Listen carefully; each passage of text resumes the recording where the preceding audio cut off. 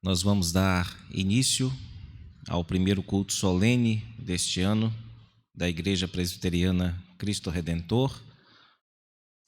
E o tema deste nosso culto, o tema geral deste nosso culto, é o Deus que cuida de nós. Essa é uma certeza que temos ao atravessar este ano. É a de que Deus, em Cristo, é bondoso para com todos aqueles que o servem, para com todos aqueles que são dele. E o Deus que cuida de nós é aquele que nos recebe, como agora se vê, em sua presença. Eu convido a todos a que abram suas Bíblias no livro dos Salmos, no Salmo de número 100, e que ouçam a palavra de Deus, que é também um chamado a toda a terra.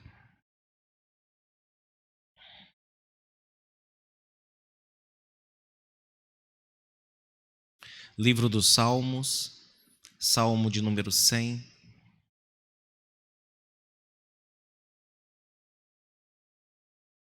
Assim nos diz a palavra do nosso Senhor. Salmo de ações de graças. Celebrai com júbilo ao Senhor todas as terras. Servi ao Senhor com alegria. Apresentai-vos diante dele com cântico. Sabei que o Senhor é Deus. Foi ele quem nos fez e dele somos. Somos o seu povo e rebanho do seu pastoreio.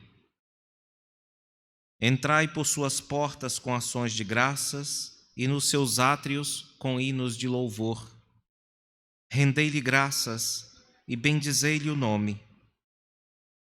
Porque o Senhor é bom, a sua misericórdia dura para sempre e, de geração em geração, a sua fidelidade.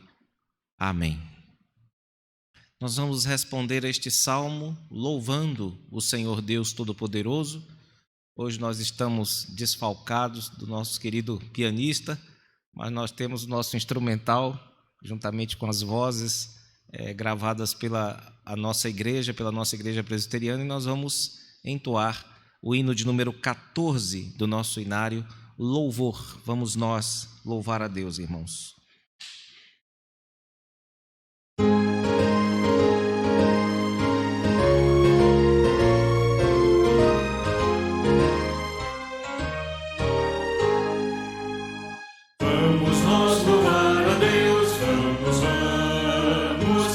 Senhor de toda luz, Santo, Santo, cantem, louvem lá nos céus, nosso Deus e Rei Jesus, exaltado seja Deus, Santo, Santo, exaltado seja nosso Deus e Pai, exaltado para sempre o exaltai, cantem, louvem lá nos céus, nosso Deus e Rei Jesus. Seja Deus, Santo, Santo, nosso Deus eterno Pai, Santo, Santo, deu-nos bênçãos por Jesus, vede, vede, ao Senhor glorificai, vós os salvos pela cruz, sim, conosco glória dai, vinde, vinde, exaltado seja nosso Deus e Pai,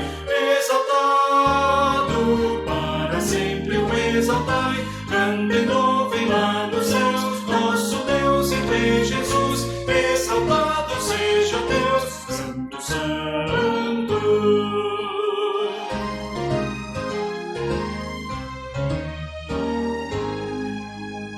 Exaltemos nosso Deus, Santo, Santo, exaltemos com fervor hoje, hoje, tributemos todos nós hinos santos de louvor, sim, louvor em alta voz, hoje, hoje, exaltado seja nosso Deus e Pai, exaltado para sempre o exaltai, cantem, louvem lá nos céus, nosso Deus e Rei Jesus, exaltado seja Deus, Santo, Santo.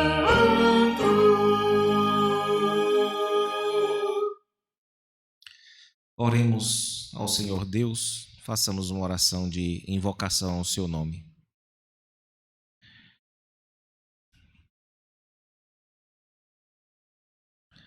Nosso Deus, nosso eterno Pai, graças te damos, louvores te rendemos, porque o Senhor em Cristo é bondoso para conosco. E o Senhor tem de fato nos sustentado, o Senhor tem sido com o teu povo em toda a face da terra. O Senhor não tem deixado cair por terra nenhuma das tuas muitas e benditas promessas. E por isso nós te exaltamos, Senhor, e nesta hora rogamos ao Senhor para que tu nos auxilies, para que tu operes em nós, Senhor, neste santo culto. Nós cremos, ó Deus, que devemos nos abrir para as tuas poderosas obras, para o teu trabalhar em nossos corações, e suplicamos a ti a graça da renúncia, para que possamos, ó Deus, ter nosso coração disposto, manso, receptivo à tua vontade, Senhor, a fim de que possamos obedecê-la como temos feito até aqui neste culto. Rogamos para que o Senhor nos capacite a continuar a ler a tua palavra, a continuar a glorificar o teu nome, Senhor, a ouvir as tuas instruções, a vivenciar a tua palavra depois que sairmos daqui, que possamos viver numa vida de dependência, não apenas fora deste momento, mas aqui, Senhor, agora. E que teu nome neste culto seja honrado e glorificado. Por Jesus Cristo, nosso Senhor, que contigo e o Espírito reinam para todo sempre, é que nós elevamos nosso coração e fazemos esta oração. Amém. O Deus que cuida de nós não apenas nos recebe em sua presença, mas também limpa o nosso coração. Nós sabemos e nos reconhecemos pelo poder do Divino Espírito Santo que nos convenceu disto, que somos pecadores, falhos diante do nosso Deus e Pai.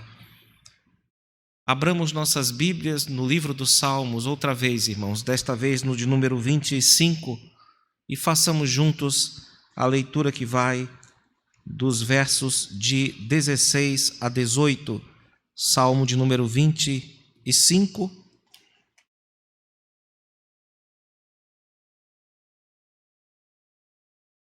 versos de 16 a 18,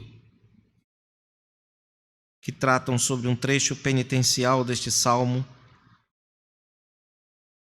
Leiamos todos juntos Salmo 25, de 16 a 18. Volta-te para mim e tem compaixão, porque estou sozinho e aflito. Alivia-me as tribulações do coração. Tira-me das minhas angústias. Considera as minhas aflições e o meu sofrimento e perdoa todos os meus pecados. Amém. Irmãos, vamos nos preparar agora para a Santa Ceia do Senhor e participaremos depois da mensagem pregada. Coloquemos diante de Deus as nossas falhas, as nossas faltas. Peçamos a Ele para que tenha compaixão de nós e nos ajude a novamente abrir nosso coração para que Ele opere em nossas vidas, para que Ele faça aquilo que prometeu aos que se colocam em sua presença com o coração quebrantado. Falemos com nosso Deus durante alguns instantes e peçamos dele o seu perdão.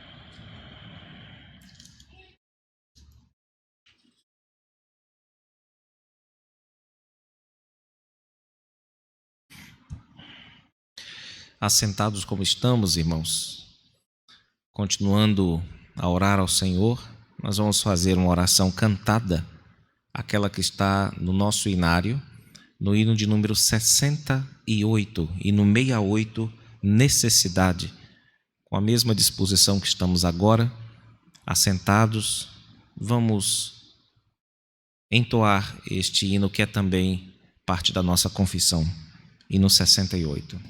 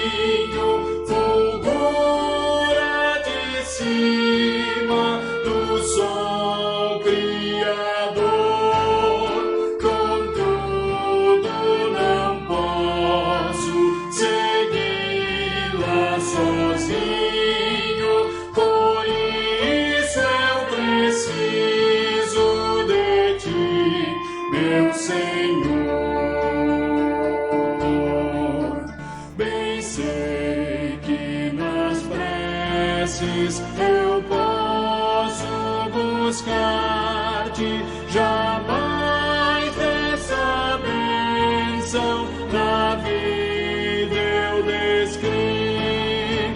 Contudo é possível que dela me afaste, por isso, Senhor, eu preciso de ti.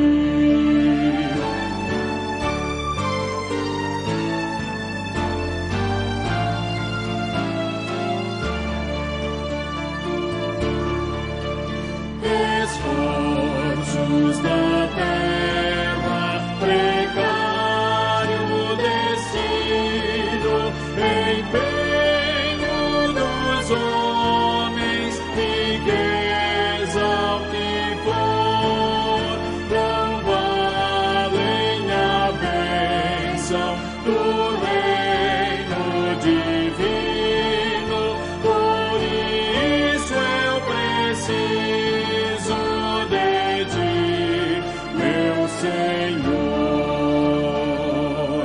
Amém.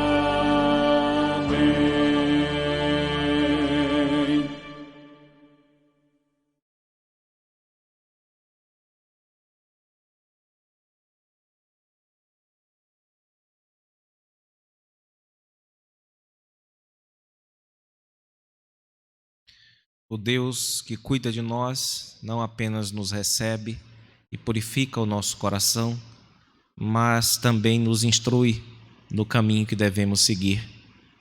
Abramos nossas Bíblias, irmãos, no livro de Provérbios, no capítulo de número 3, e ouçamos uma porção da palavra de Deus que trata a respeito deste assunto, da instrução do Senhor por meio dos seus servos a todos nós.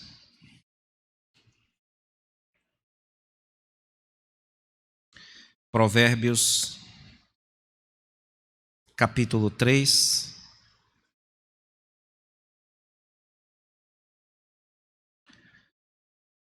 versículos de 1 a 6, façamos uma leitura alternada.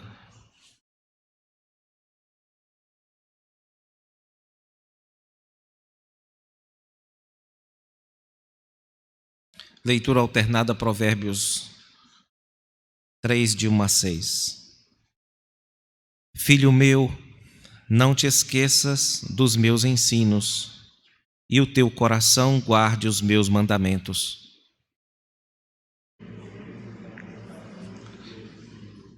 Te acrescentarão anos de vida e paz.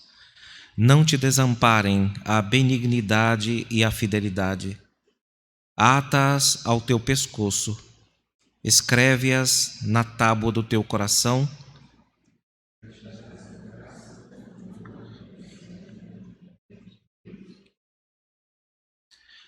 Confia no Senhor de todo o teu coração e não te estribes no teu próprio entendimento. Conhece em todos os teus caminhos e Ele endireitará as tuas veredas. Amém. Amém. Nós vamos entoar um hino ao Senhor. Normalmente este hino é entoado por ocasião da entrega de dízimos e ofertas, que agora tem sido feita de modo virtual. Então, aqueles que desejam contribuir para a obra de Deus neste local devem fazê-lo desta forma. E, enquanto isso, nós vamos louvar ao Senhor Deus, entoando o hino de número 63 do nosso inário, As Muitas Bênçãos. Vamos exaltar o nosso Senhor por meio deste hino, irmãos.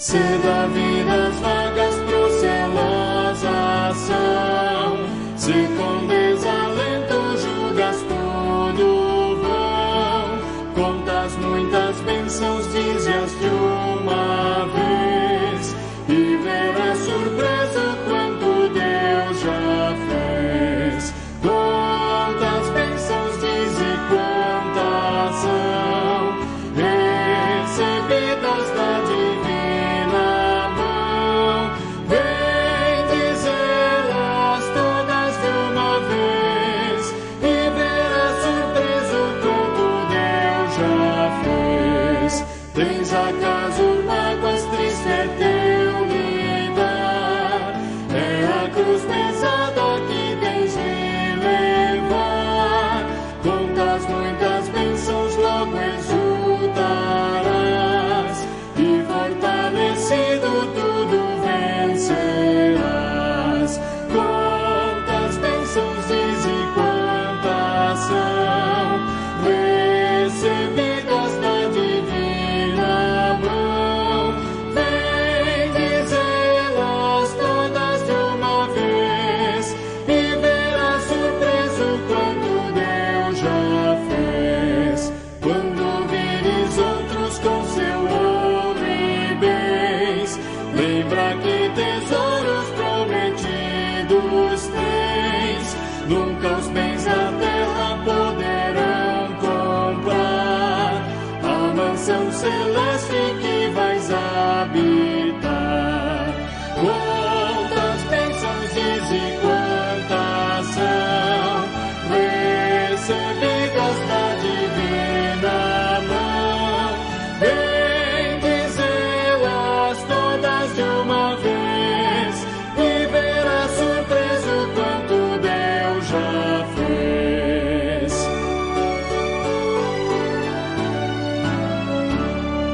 Seja o teu combate longo ou breve aqui, não te desanimes, Deus será por ti. Seu divino auxílio minorando o mal, te dará consolo e galardão final. Quantas bênçãos diz e quantas são, recebidas da divina mão,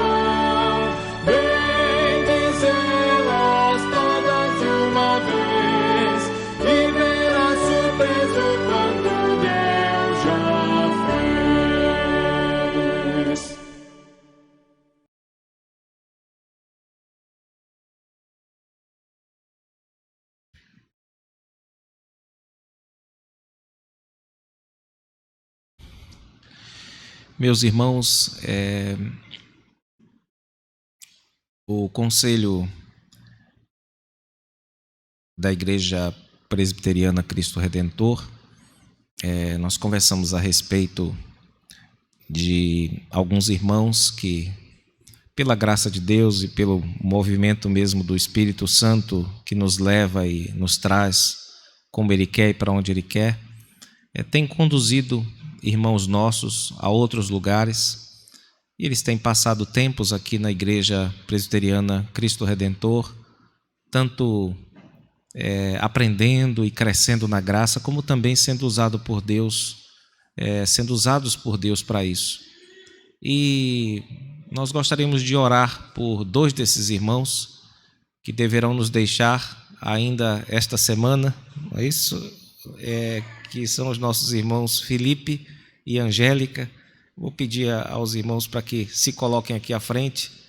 Este casal bastante conhecido da Igreja Cristo Redentor.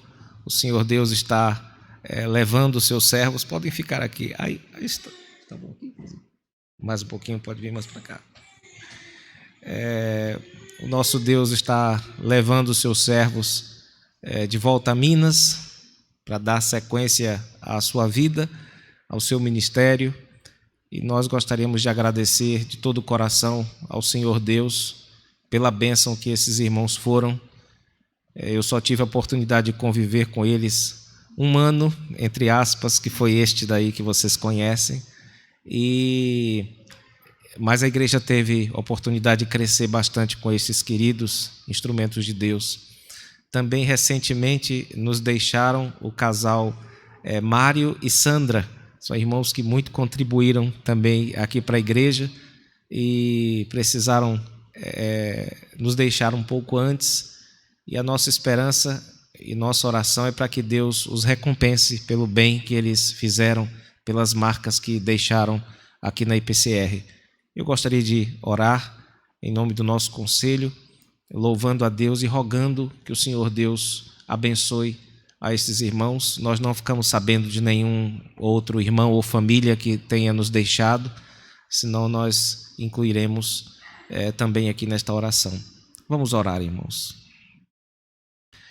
Deus bendito, Deus misericordioso, nós te damos graças pela verdade maravilhosa de que não nos pertencemos, mas somos teus servos, e os servos não fazem o que querem, mas o que tu queres. Nós te agradecemos, ó Deus, pela vida destes filhos teus, que o Senhor, durante algum tempo, fixou nesta igreja e, por meio dele, fez tanta coisa aqui, Senhor, no nosso meio.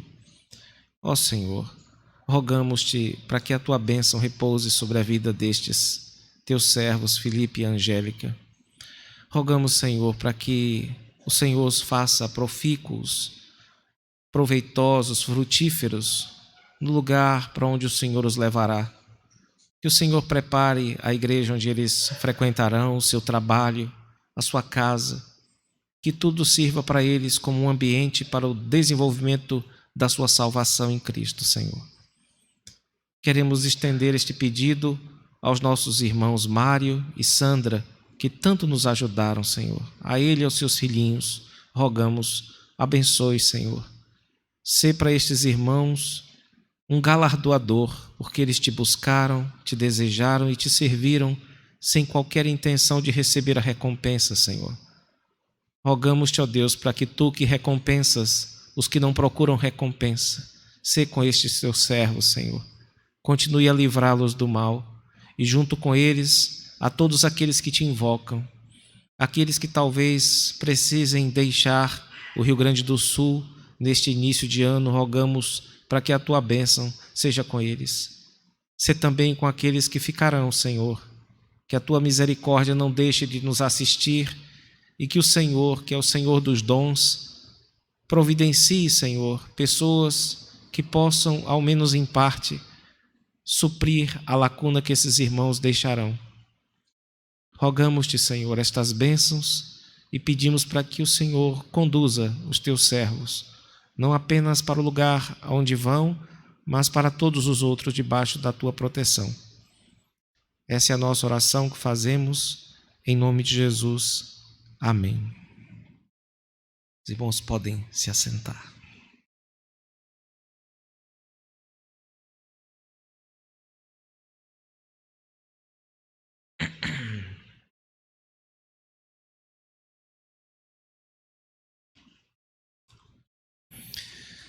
Meus irmãos, abramos nossas Bíblias no livro de Provérbios,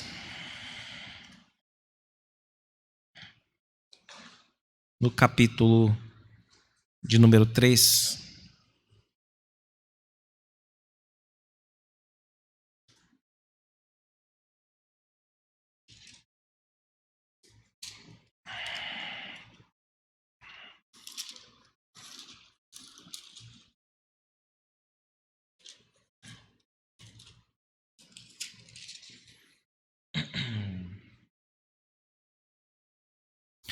Antes de ler e de expor a palavra de Deus, nós vamos orar outra vez, desta vez por outro tópico, que é a iluminação, a luz para as nossas mentes e corações, tanto para falar como também para ouvir a palavra de Deus. Oremos, meus irmãos. Nosso Pai, agradecidos somos pelo trabalho do Senhor no nosso coração até aqui neste culto. Bendizemos a Ti que nos fazes cantar, ler e nos fazes atentar às Tuas grandezas reveladas nestes momentos. Pedimos-te, Senhor, para que Tu continues a trabalhar em nossos corações, de tal modo que possamos falar conforme os Teus oráculos, Senhor, e possamos ouvir a Tua pura palavra, exposta com fidelidade. Nós reconhecemos que estas duas coisas são milagres e nós rogamos, ó Deus, para que as palavras dos lábios do Teu servo e o meditar do coração de nós todos, a atenção reconhecida e praticada pela Tua palavra nesta tarde, lhe sejam agradáveis, Senhor. Rogamos estas bênçãos, confiantes de que são coisas estas que Te agradam. E nesta confiança, Senhor, nós oramos a Ti, em nome do Teu Filho Jesus Cristo. Amém.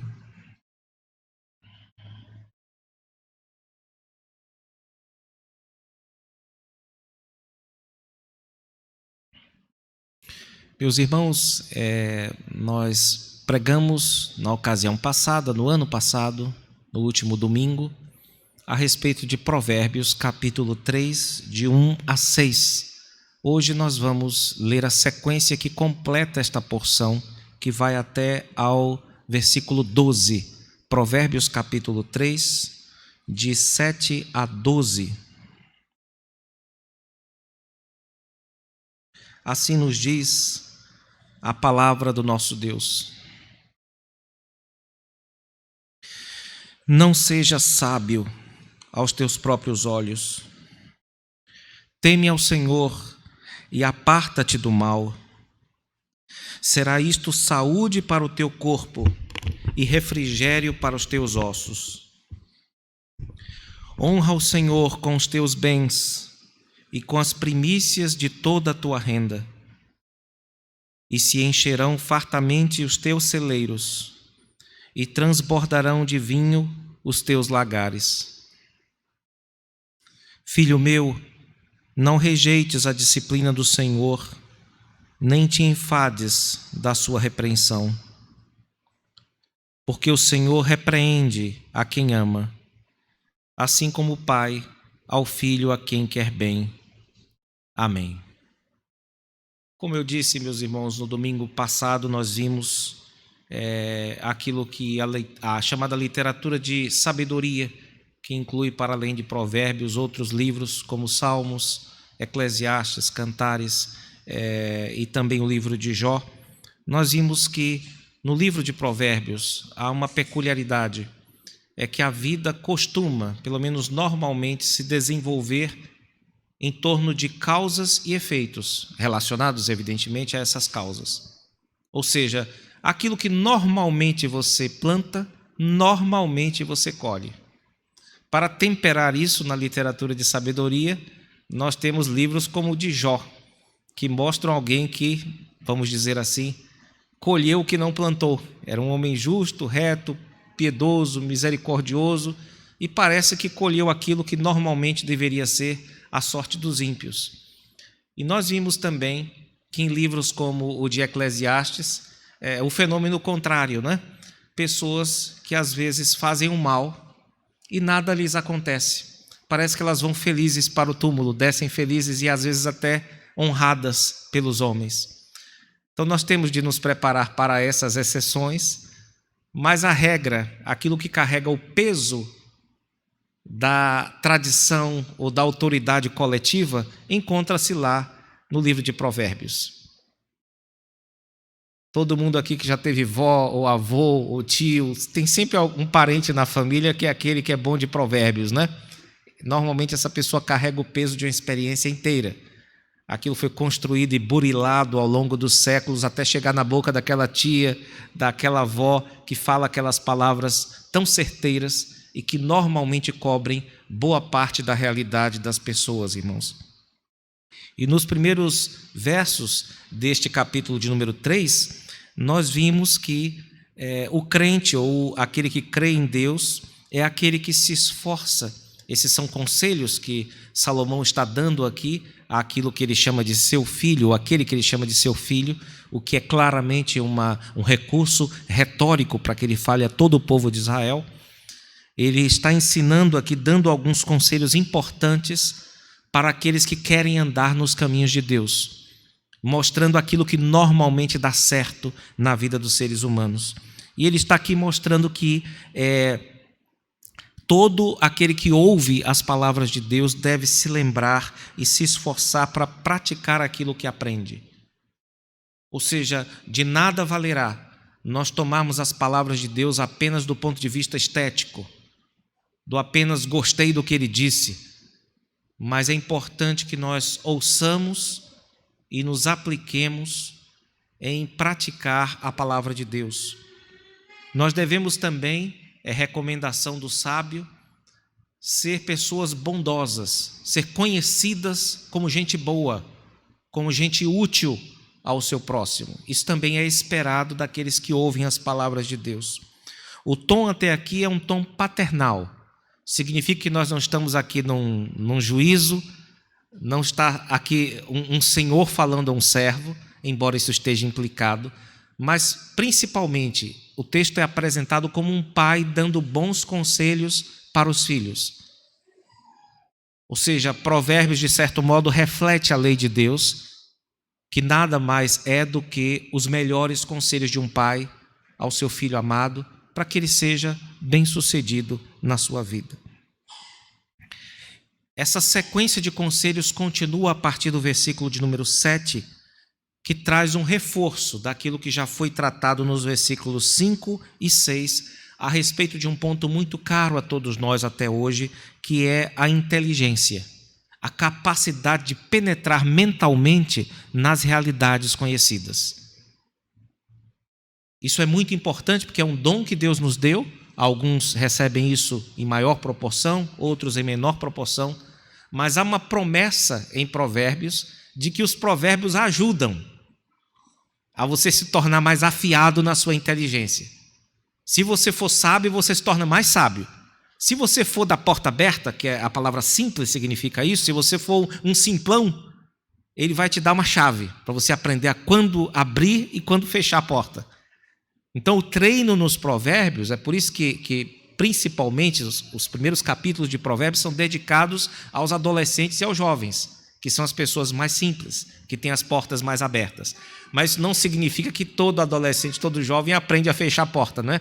Depois a pessoa fica com 45 anos, 70 anos e ainda tem porta aberta, coisa entrando de ruim, saindo, causando estrago, e a pessoa não sabe o momento de abrir nem o momento de fechar essa porta. Então é importantíssima, essas colocações são importantíssimas do livro de Provérbios com respeito à nossa inteligência, irmãos.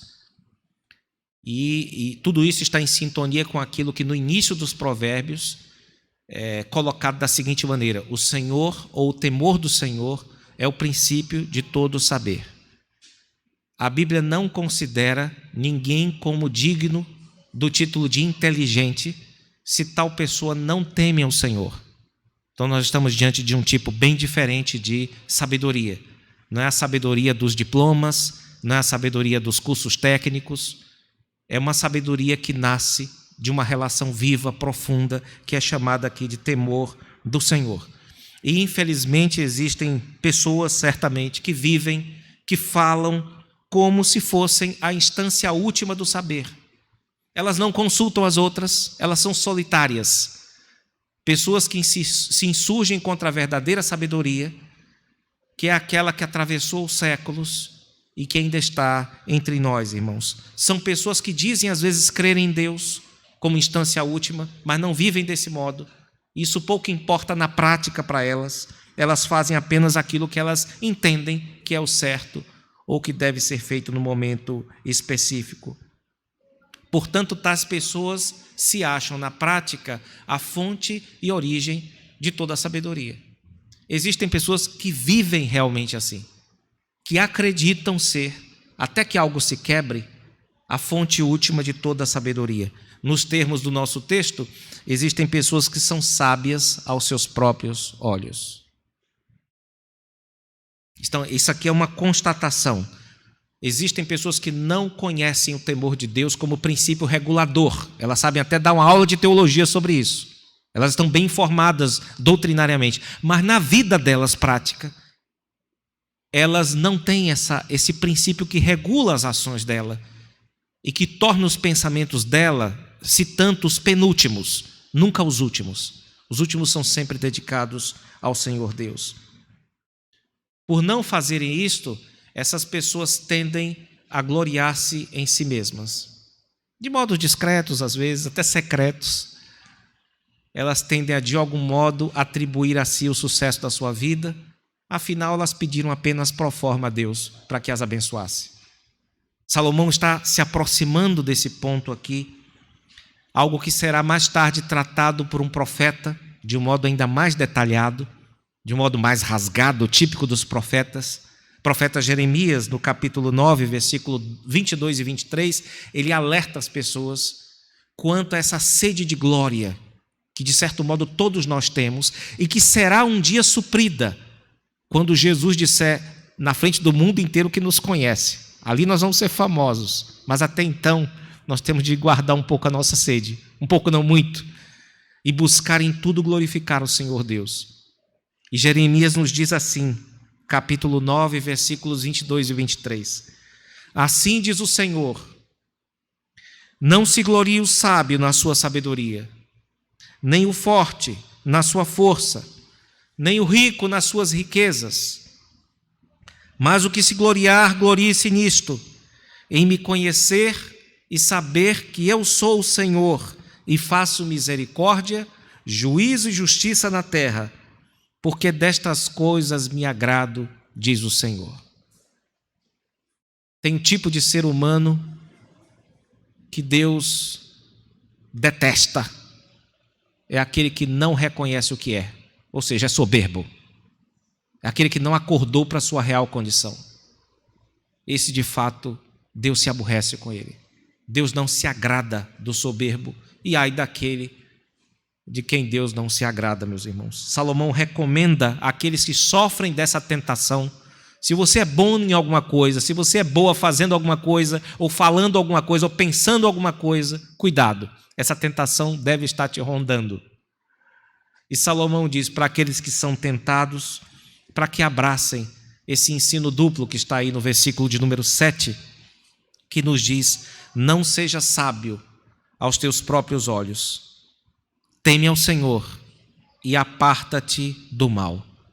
Ou seja, reconheça Deus como fonte última de autoridade, tema os castigos de Deus, não tema os dos homens, mas tema os de Deus, porque Deus sabe onde bate e sempre dói mais, e Ele destrói como traça aquilo que nós temos de mais precioso, que às vezes ninguém sabe. Então temamos a Deus, Porque se qualquer pessoa quiser nos atacar, mesmo o diabo, nós corremos para Deus. Mas se Deus quiser nos atacar, nós não podemos correr para ninguém. Então, se devemos temer alguém, deve ser ao nosso Senhor. E de modo negativo, o versículo 7 nos diz: aparta-te do mal. Isso combinado significa, você não deve se apartar do que não presta, não apenas porque a coisa não presta, mas porque você teme ao Senhor. Você faz isso não por medo do castigo. Você deixa de fazer mal às pessoas, ou matar uma pessoa que você odeia, não porque você tem medo de ir preso, mas porque você teme o Senhor Deus. E você acredita que a vingança pertence a Ele e não a você. Com esta ordem, meus irmãos, nós temos uma promessa aqui, versículo 7, versículo 8, a de que estas coisas farão bem até para a sua saúde. A ideia aqui é da saúde física, isso tem reflexos na saúde física do indivíduo. Versículo 8 nos diz: será isto saúde para o teu corpo e refrigério para os teus ossos. Notem o versículo de número 8, que Salomão está dizendo que abandonar o achismo, o achar que você sabe mais do que todo mundo, temer a Deus e apartar-se do mal, tem efeitos benéficos, literalmente aqui, do umbigo, ou seja, a parte que é traduzida aqui como corpo, a parte exterior, até aos ossos. Do umbigo aos ossos, aquilo vai lhe fazer bem. Isso é estranho, não é? Mas porque o Salomão está nos comparando aqui com fetos, como se nós fôssemos frutos, não é? Fetos apenas. Na vida de um feto, todos aqui sabemos a importância que o umbigo tem, não é? Como canal para a sua vida, para a sua alimentação, meus irmãos. Ao mesmo tempo, entre os judeus, a parte mais íntima do ser é o osso. Existem expressões idiomáticas, por exemplo, que o clamor do povo atingiu o osso dos céus. Quando alguém tem um acidente, né, machucou um pouquinho, você diz, não foi muita coisa não, mas quando dizem fratura exposta, aí você diz, opa, aí não foi arranhão, aí não foi laceração da carne, não deslocou nervo, não foi nada disso. Pegou bem dentro mesmo, não é? Quando a Bíblia diz que a inveja é a podridão dos ossos, não significa que a pessoa tem um tipo degenerativo de doença. A ideia de que é uma podridão interior, no mais interior do homem. Então a ideia de osso aqui diz respeito a essa ideia de interioridade, irmãos, e de completude, não é isso que é a ideia que traz aqui. A parte mais íntima do ser humano é alcançada a partir daquela parte mais externa, por onde começa a alimentação, no caso aqui de um beber, irmãos. Na prática, o alimento sobre o qual Salomão está falando aqui é a renúncia de si. Nós estamos tratando até agora sobre isso, não é? Ele está falando aqui da importância da renúncia de si e do temor de Deus, ou do apego a Deus. Porque boa parte da vida do povo de Deus se constitui em renúncias que ele faz. E isso não é verdade apenas no Novo Testamento, não. No Antigo Testamento é igual, irmãos. Há uma nutrição secreta que nos faz crescer, mas é necessário que todo homem, que toda mulher faça as renúncias exigidas por Deus, sendo uma delas a renúncia do seu próprio entendimento como sendo a instância última da realidade. Nós devemos lembrar, no entanto, a questão que tratamos no domingo passado, sobre a consistência ou o tipo de promessa que é feita no Antigo Testamento, no livro de Provérbios. Nós falamos até agora de uma descrição física dos efeitos dessas coisas espirituais sobre a vida física do indivíduo. Isso é reconhecido hoje até mesmo pela medicina.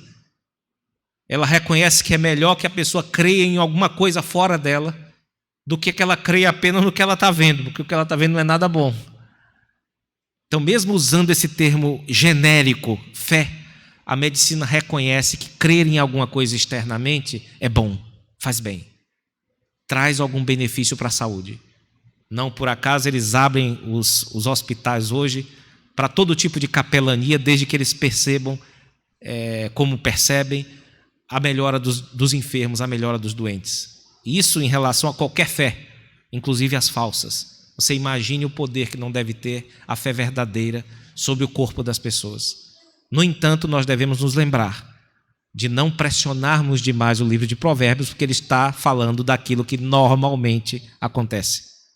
Isso faz um bem para a alma, isso faz um bem para o corpo, mas a base do argumento claramente é espiritual. Que os irmãos não sejam enganados neste ponto, não é? Na sequência, irmãos, versículos 9 e 10, nós temos mais um conselho e mais uma promessa. O conselho é para que nós honremos o Senhor. Inicialmente, isso foi feito, versículo 6, dizendo para que esta honra se espalhe por todos os nossos caminhos, não apenas num ponto ou em outro, mas agora isso é especificado no sentido de que Salomão fala a respeito da renda das pessoas, dos lucros que elas obtêm. Honrar, meus irmãos, significa dar peso, dar importância a alguma coisa. Esse é o sentido, por exemplo, de honrar pai e mãe. É dar valor, é dar mais importância a eles do que a outras pessoas.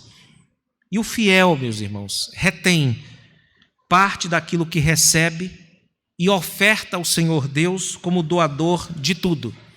Esse era o teste de fidelidade, ou pelo menos um dos testes de fidelidade do Antigo Testamento, já que as pessoas não dizimavam a Deus daquilo que lhes sobrava, mas dizimavam das primeiras partes, seja do seu rebanho, seja da sua agricultura, da sua colheita. E numa sociedade agrícola era isso que acontecia, tanto com os animais como também com as colheitas. Essas colheitas são chamadas de primícias, ou parte principal da colheita é chamada de primícia, e também são chamadas de décimo ou de décimas. Tanto uma como outra, irmãos, eram símbolos de que tudo, os nossos bens e a nossa renda, estavam de prontidão ao serviço do Senhor Deus. Essa era a ideia geral do Antigo Testamento. E aqueles que assim faziam com todo o seu coração, de acordo com o versículo 10, recebiam um incentivo. O versículo 10 nos diz: e se encherão fartamente os teus celeiros, e transbordarão de vinho os teus lagares. A ideia aqui claramente é de prosperidade material. Essa prosperidade material aqui era revelada por meio de celeiros cheios de grãos e de lagares, ou aqueles lugares utilizados para esmagar uvas no processamento do vinho, irmãos. O texto diz que esses lugares transbordariam. E mesmo nesse tempo, notem bem este ponto, que é considerado pelos teólogos reformados como a infância do povo de Deus. Esse relacionamento com Deus nunca foi de tomar lá da cá. Nunca foi. Vocês perceberam o contexto qual é aqui? O contexto não é de um balcão de negócios. O contexto é de um pai dando conselhos ao seu filho.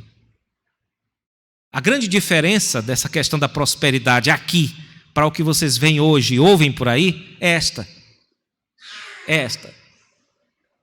É que os termos desse contrato não são termos comerciais, são termos familiares. Isso aqui é um colóquio de família. Nós devemos esperar o bem do nosso Deus. Nós devemos esperar que desta disposição, se você tem disposição para contribuir, que Deus há de te ajudar para contribuir com a obra de Deus. Que não se confunde nem se reduz à igreja. A igreja é o QG do reino de Deus na terra, é o quartel-general, mas não é a sua única manifestação. Você precisa investir na sua família, você precisa investir nos seus amigos, você precisa investir até nos mendigos. Porque a Bíblia tem um lugar para eles na sua renda, não tem? Então, quando nós estamos tratando aqui de finanças, nós estamos tratando de que tudo o que temos e somos pertence aos interesses do reino de Deus. Nós não podemos reduzir isso à igreja, temos de incluí-la certamente, mas levar em conta o fato de que toda a nossa renda, não apenas as primícias, devem estar a serviço do nosso Deus, irmãos. De modo principal, nós podemos afirmar ou apontar como constante ou o ensino constante deste texto o seguinte: Deus ajuda a todos aqueles que o honram. Deus ajuda a todos aqueles que o consideram e que investem naquilo que Deus aprova. Seja a família, seja a igreja, seja o trabalho, tudo aquilo que Deus aprova e que você investe, Deus vai te abençoar dando mais. Faça isso e você vai ver que as coisas acontecem assim, normalmente. Lembrai-vos de Jó, lembrai-vos de Eclesiastes. Que normalmente acontece é isso. Abra a mão ao necessitado e Deus vai colocar mais bens na sua mão para você abrir a mão ao necessitado. Invista em coisas que de fato valham a pena, que Deus quer que você faça, e você vai ver o que é que Deus vai fazer. Ele vai colocar mais coisas na sua mão. Isso é o que normalmente acontece, meus irmãos. É o que normalmente acontece. Último conselho, versículos 11 e 12. Não desanimem com a disciplina divina. Filho meu, olha o clima paternal aqui. Não rejeites a disciplina do Senhor, nem te enfades da tua repreensão. Porque o Senhor repreende a quem ama, assim como o pai ao filho, a quem quer bem.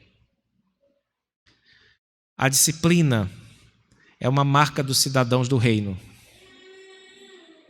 Como deve ser para aqueles que têm filhos, não é? A marca dos pais com relação a eles. Não sei se vocês reparam, não só aqui na igreja, mas em outros lugares. Normalmente, as pessoas que mais se incomodam com as crianças são os pais. Não é isso? Todo mundo fica tranquilo, porque não é o meu filho. Tem lá um pai cuidando do filho. Não é isso? Isso é maravilhoso, irmãos. Está todo mundo tranquilo, só a mãe e o pai que ficam preocupados, né? Se o bebezinho fala, etc, etc. Mas por quê? Porque aquele é o meu filho. Eu não tenho poder sobre todos, tenho poder só sobre os meus. Deus é assim, irmãos, num sentido, num grau que não tem comparação com o nosso. Deus trata com mais firmeza aqueles que são deles. Os órfãos, os bastardos, Ele não trata do mesmo jeito. Por isso que o ímpio apronta do jeito que apronta e parece que não acontece nada. Morre até com honras. Mas o Filho de Deus vai lá, meteu o dedinho na cumbuca lá só uma vez para melar um pouco a boca e cai já uma coisa na cabeça dele, um tijolo na cabeça dele. Mas por quê? Porque Deus nos mantém, digamos assim, na rédea curta. Vejam, isso é um grande privilégio para o crente.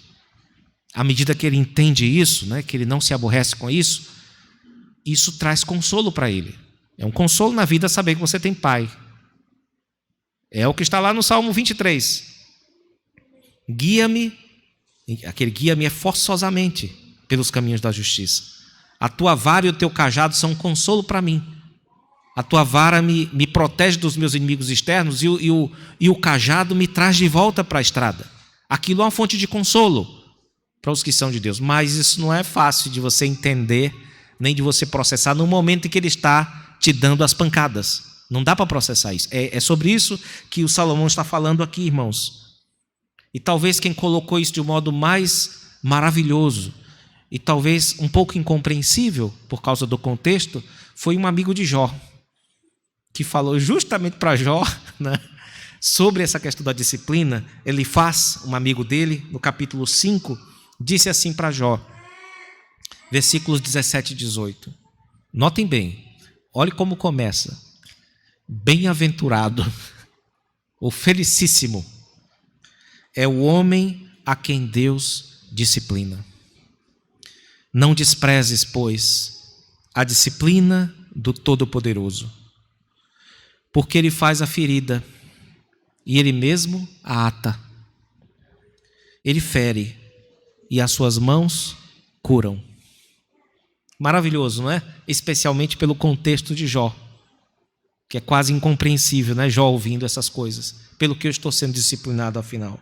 As repreensões divinas, irmãos, aos seus filhos podem ser de vários tipos. Podem ser verbais, podem ser físicas ou psíquicas, na forma de doenças, na forma de traumas, de perdas de bens e até mesmo de morte, como foi o caso dos nossos queridos irmãos Ananias e Safira. Deus pode disciplinar os seus servos de várias formas, com o fim de mantê-los mais perto de si, meus irmãos. E de início, nós podemos ficar tristes e até ficar ressentidos, até ficar amargos ou amargurados com o nosso Deus. E é por isso que nós temos aqui um apelo. Se isso aconteceu com você, não se enfade. Não, a ideia aqui é não recue, não se afaste dele. Quando alguém nos faz alguma coisa assim muito dura que você não consegue entender, você cria uma espécie de náusea, de mal-estar, de querer ficar longe. Salomão está dizendo, não queira ficar longe de Deus por isso. Não queira ficar longe de Deus por isso. Talvez quem melhor expressou isso foi o autor da carta aos Hebreus, irmãos. Um texto que vocês conhecem, mas vale a pena ouvir de novo a palavra do Senhor, que em Hebreus fala a respeito dessa disciplina e desse enfado, dessa náusea que você sente no momento em que você está sendo castigado, fustigado pela vara do amor de Deus. O texto nos diz assim, Hebreus 12, de 5 a 11. E estáis esquecidos da exortação que como a filhos discorre convosco, filho meu, não menosprezes a correção que vem do Senhor, nem desmaies quando por ele és reprovado, porque o Senhor corrige a quem ama e açoita todo filho a quem recebe. É para a disciplina que perseverais, Deus vos trata como filhos. Pois que filho há que o pai não corrige? Que filho há que o pai não corrige? Está ali, irmãos. Nosso querido está ali ninando o filhinho dele. Ele está conduzindo o filhinho dele. Com toda a dificuldade, não é? Que todos nós temos, ele está ali, no caminho da disciplina, conduzindo o filhinho dele. As correções podem variar, não é? Inclusive em intensidade, em modos, mas está lá o pai cuidando do filho. O filho está lá pensando, mas que crueldade, esse homem não me deixa nem gritar aqui, nem brincar, nem pular, nem puxar o cabelo das pessoas. Ele não consegue entender no momento isso. Mas um dia ele vira um filme do pai dele fazendo o que faz, ele vai entender mais à frente. Então a disciplina no momento em que é ministrada não pode ser motivo de compreensão da nossa parte. Normalmente é um motivo de incompreensão. Mas aí o texto diz, mas se estáis sem correção, de que todos se têm tornado participantes, logo sois bastardos, não sois filhos. Ou seja, filho sem correção não é filho, não de Deus. Não de Deus. Existem muitos filhos hoje sem correção, mas são os filhos dos homens. Os de Deus não ficam sem correção. Pode até aparentemente demorar, mas se é filho de Deus, Deus não vai tratar como bastardos. E ele diz aqui a respeito dos bons pais, além disso, tínhamos nossos pais segundo a carne, que nos corrigiam e os respeitávamos. Não havemos de estar em muito maior submissão ao Pai espiritual e então viveremos? Porque eles nos corrigiam por pouco tempo, segundo melhor lhes parecia. Deus, porém, nos disciplina para aproveitamento, a fim de sermos participantes da sua santidade. Toda disciplina, com efeito, no momento não parece ser motivo de alegria, mas de tristeza. Ao depois, entretanto, produz fruto pacífico aos que têm sido por ela exercitados, fruto de justiça, irmãos. Então nós temos aqui a razão para não rejeitarmos os açoites do nosso Deus e Pai. É algo estranho, misterioso, que Deus açoite aquele a quem recebe por filho. Mas se você reclamar dos açoites de Deus, você não está com isso pedindo mais amor da parte de Deus. Você está pedindo menos amor. Porque é assim que o Senhor Deus trata os seus filhos. Lembremos desse tom, irmãos. O tom aqui não é de balcão de negócios. O tom aqui não é de um senhor de escravos chicoteando o escravo. Não é. O tom aqui é de um pai que, por natureza, quer o melhor para o seu filho. Deus quer que nós experimentemos as suas bênçãos, nem que para isso nós tenhamos de sofrer. E se tivermos de sofrer, que seja na mão do nosso Deus. Nós podemos resumir aquilo que tratamos tanto na semana passada como hoje, irmãos, dizendo que a vontade última de Deus, ou o conselho último do Senhor Deus, foi dado na pessoa e na obra do seu Filho. E se nós pudéssemos tentar resumir numa palavra bíblica aquilo que Provérbios procura nos ensinar aqui, nestes 12 versículos, nós poderíamos citar uma regra que Cristo nos deu para aqueles que querem segui-lo. Para seguir a Cristo não basta querer seguir a Cristo. Ele diz que antes disso são necessárias duas coisas. Lucas 9:23 dizia a todos: se alguém quer vir após mim, a si mesmo se negue, dia a dia tome a sua cruz, e aí sim, e siga-me. Certamente essa renúncia tem a ver com o achismo autoconfiante, de quem se acha a instância última da realidade. Essa renúncia tem a ver com o amor do dinheiro, que corrompe a muitos, que não contribuem para aquilo que Deus quer que contribuam. O acúmulo de maldade no coração também é um impeditivo para que as pessoas sigam a Cristo e ouçam os conselhos de Deus. E a desconfiança no amor de Deus também é um impeditivo. Se você não acredita que Deus é bom, se você não acredita que as disciplinas de Deus visam o seu bem, você não pode seguir a Jesus Cristo. Você precisa renunciar a esse seu entendimento, que normalmente é moldado pelas expressões miseráveis, pobres de paternidade que nós temos na nossa raça, e não moldados pelo amor de Deus, pela paternidade perfeita de Deus. Depois disso, nós temos ainda de nos preparar para enfrentar rejeição e morte.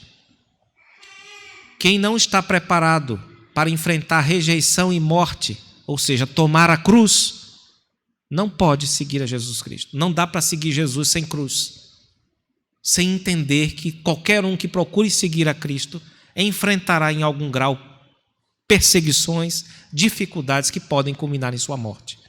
Depois disso, nós podemos tomar a cruz e seguir a Cristo. Esses dois são compromissos básicos que devem acompanhar qualquer um que siga a Cristo. É a renúncia e a cruz, a consciência do que significa seguir a Jesus, que é caminhar de certo modo para a morte.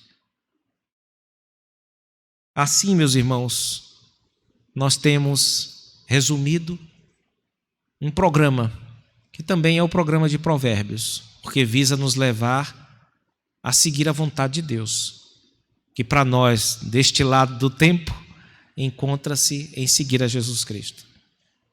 Que o Senhor Deus nos ajude e guarde esta profusão de informações e de instruções no nosso coração. Que o Espírito de Deus, no momento oportuno, faça bom uso e nos ilumine para que possamos praticá-las todas sem exceção. O Senhor Deus nos abençoe, irmãos. Amém.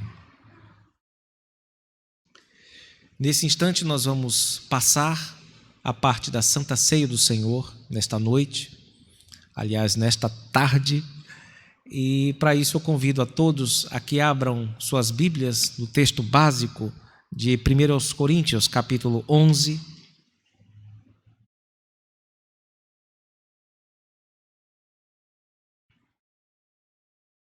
versículos de 23 a 26.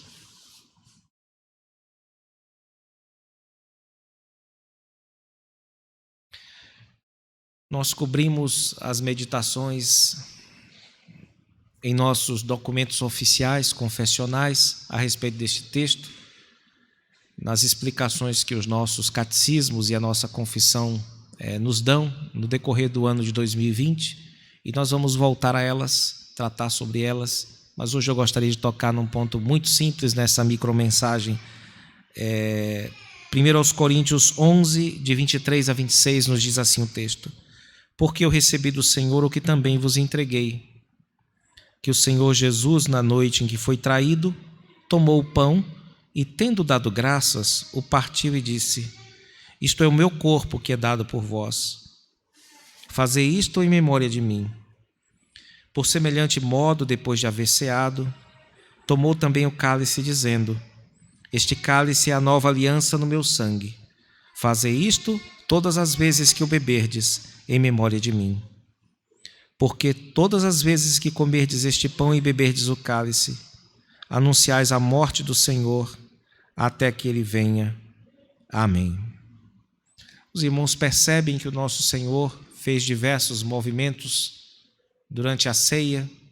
Ele tomou o pão, tomou o cálice, deu graças, partiu, deu aos seus discípulos, disse certas coisas, e dos seus discípulos foram pedidas duas coisas, não é? Foram pedidos apenas que eles tomassem num ato de fé, recebessem com suas mãos e depois comessem e bebessem num ato de dependência.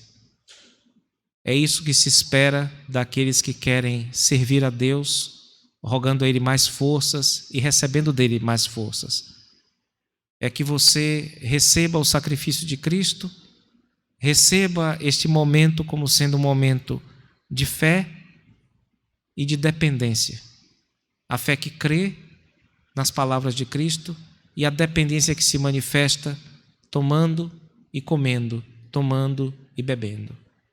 Nós vamos orar ao Senhor, suplicando a Ele para que tenha compaixão de nós, consagre os elementos que serão usados por nós nesta tarde e cumpra o propósito da ceia de edificação, de promover a comunhão, a esperança e também a lembrança.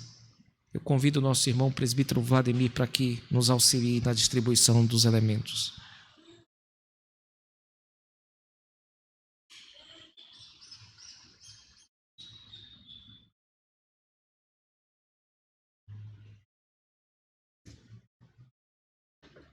Estamos chegando ao final do nosso culto e nós vamos fazer agora a oração final e a seguir recebamos a bênção. Oremos. Senhor, agradecidos somos pela honra que foi estar em Tua presença, Senhor, de modo mais detido, consciente, com atenção exercitada para as coisas do alto. Nós te agradecemos pelo trabalho do Teu Santo Espírito em nossos corações. Agradecemos, Senhor, porque Tu conduziste todas as coisas, porque o Senhor operou em nós o canto, a fala, a audição. Operou, Senhor, em nossos corações. Nós cremos termos sido edificados, consolados e exortados por Ti nesta tarde. Suplicamos a Deus, não apenas por nós, mas por toda a Tua igreja, para que o Senhor continue a trabalhar em nossos corações, para que o Senhor nos dê, no decorrer deste ano, uma abertura maior para os nossos cultos. Tu que és o Senhor de todas as coisas, ó Deus, conceda-nos a graça de voltar a Te servir juntos, presencialmente como igreja. Abençoe, Senhor, a vida daqueles que sofrem nesta hora, que estão doentes, aqueles que estão cuidando dos doentes, ser com eles, com suas famílias. Ó Deus, com aqueles que perderam o seu trabalho, aqueles que deixaram de empregar pessoas e eles próprios perderam seu negócio. Ó Senhor, aqueles que perderam parentes e amigos, que perderam seus netos, seus avós, tem misericórdia, Senhor, e traz consolo da parte do Teu Santo Espírito para essas vidas. Continue, Senhor, a cuidar e a conduzir Teu povo em triunfo, conforme Tu prometeste. E libera-nos, Senhor, agora, a fim de que possamos Te servir fora destas quatro paredes, Senhor. Queremos que estas quatro paredes ditem para nós, Senhor, e nos ajudem a entender como melhor Te servir no restante da vida. Pedimos, ó Deus, para que a Tua bênção repouse sobre nós, e é por isso que nós a invocamos, Senhor, e fazemos isso em nome de Jesus. Amém. Fiquemos em pé, irmãos, e recebamos a bênção.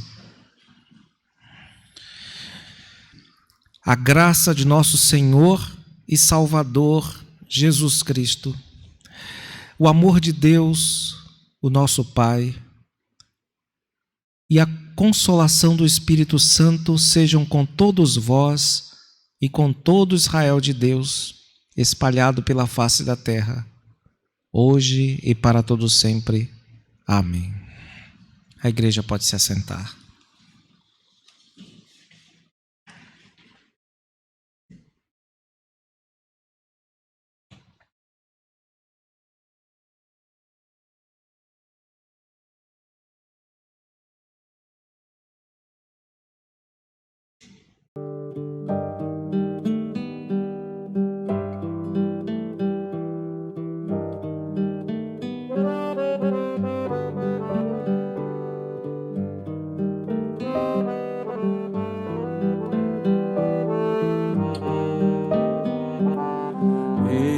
Que habitavas dentro de mim, e eu te procurava do lado de fora.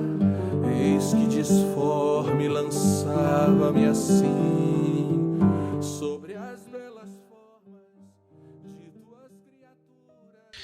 Nós encerramos com a bênção o nosso culto, irmãos. E gostaríamos de, mais uma vez, em nome do nosso conselho, desejar a todos, tanto aqueles que nos visitam, como também os irmãos da igreja, um feliz ano novo. Que o Senhor Deus continue a ter compaixão de nós e a nos conduzir para o seu reino celestial. Deus os abençoe. Nós queremos agradecer a Deus pela vida daqueles que nos visitam. Sejam bem-vindos. E o Senhor Deus siga cuidando da sua vida e da vida de todos nós durante este ano, que não sabemos o que nos aguarda, mas Ele sabe. Mais uma vez, agradecemos a Deus pela vida dos nossos irmãos, Felipe e Angélica.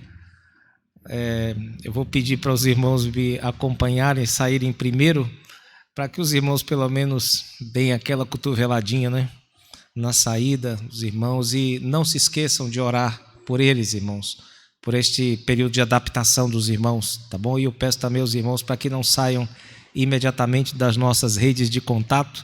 Então nós fazemos isso, fizemos com o nosso diácono Márcio, que foi para Portugal com toda a sua família, ainda está na nossa lista, né, de oração, visando a adaptação. E orem também pelo casal Mário e Sandra. Eu não sei se há mais alguma família que vai precisar nos deixar, mas é muito importante que a gente acompanhe os irmãos nesse período de adaptação. Eu solicitei ao conselho, irmãos, 15 dias de férias.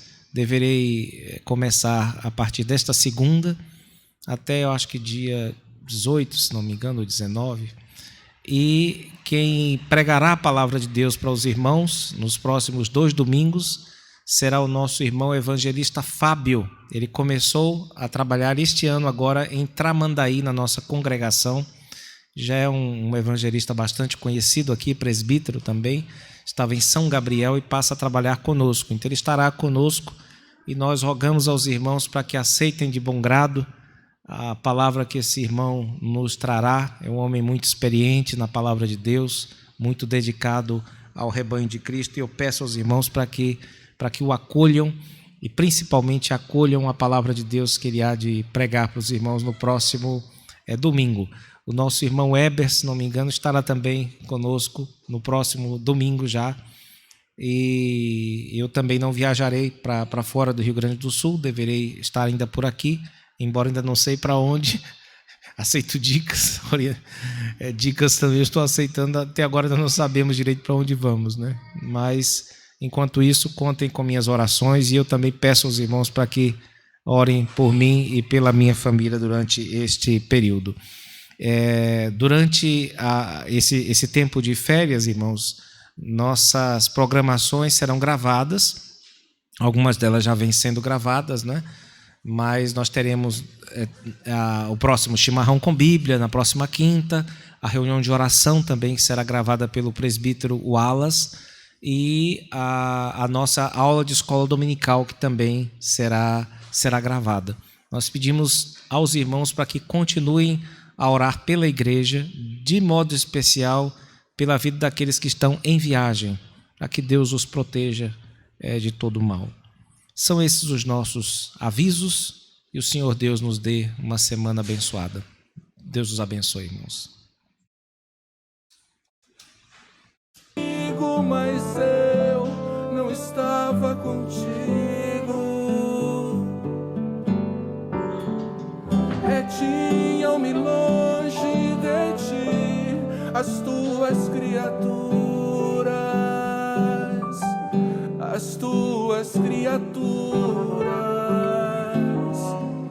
que não existiriam se em ti não existissem, se em ti não existissem, se em ti não existissem.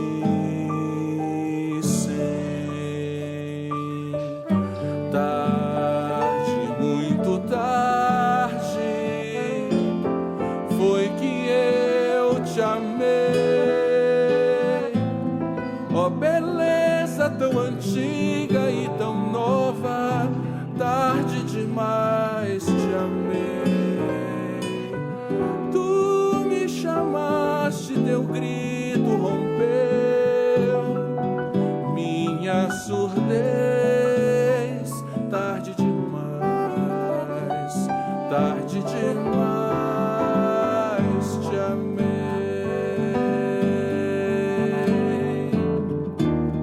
Fulguraste, brilhaste, e tua luz afugentou minha cegueira. Espargiste tua fragrância